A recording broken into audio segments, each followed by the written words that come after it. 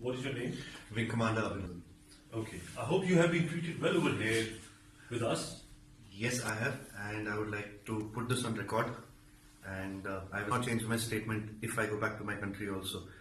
The officers of the Pakistani army have looked after me very well. They are thorough gentlemen, starting from the captain who rescued me from the mob and from his jawan, from the soldiers, and thereafter the officers into the unit which I was taken to.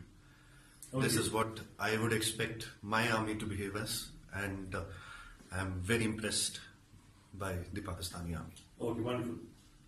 So, Wing Commander, you hail from which place in India? Am I supposed to tell you this, Major? I'm sorry. I'm from down south. You're from down south? Yeah. Okay. And are you married? Yes, I am. You're married? Yes. Okay. I hope you like the tea. The tea is fantastic. Thank you. Okay. And now coming over to some specifics. Which aircraft you were flying? I'm sorry, Major. I'm not supposed to tell you this, but I'm sure you found the right.